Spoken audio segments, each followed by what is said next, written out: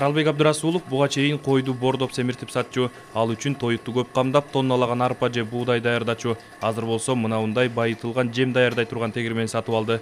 Арпа, буудай жана жүгөрүнүн аралашмасынан даярдалган экструдер жем мал байлоодо өтө натыйжалуу, себеби сиңимдүүлүгү жогору жана мал бат семирет.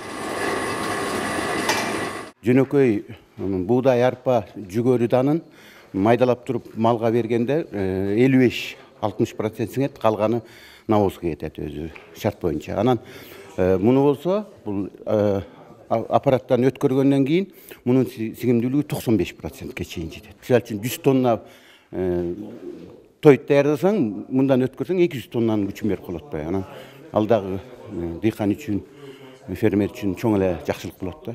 Ишкер буга чейин интенсивдүү мал чарбачылыгы менен алектенчү. Башкача айтканда, чакан аянтка көп сандагы малды бордоп семиртип сатчу. Анын короосунда байланган койлор Тажикстан, Өзбекстанга чейин тирүүлөй жана экспортко кетет эле. Мурда да малды бордоп семиртүүдө байытылган жем колдончу, бирок жем даярдаган аппараты кичинекей болчу. Азыр болсо кепилдик фондун жардамы менен чоң тегирмен сатып алды. Былтыр ушу Айыл банк менен ошо гарантийный фонд сүйлөшүп Айыл банктан 4 миллион алгам ошол. Анан ошонун 2 миллионун оборудованияга, 2 миллион сырьёго деп. Оборудованияга 8% менен берди.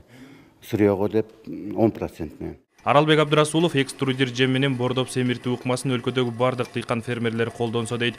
Жакында атайын уруксат кагазын алып экструдер жемин сатыкка чыгарат. Ал эми кепилдик фонду сындуу каржы мекемелери бул сыяктуу айыл чарба долбоорлорун каржылоого дайым кызыктар. Биринчиден дыйкан фермерлерге ыңгайлуу шарт түзүлүүдө, экинчиден эт азыктарынын экспортуна жол ачылат.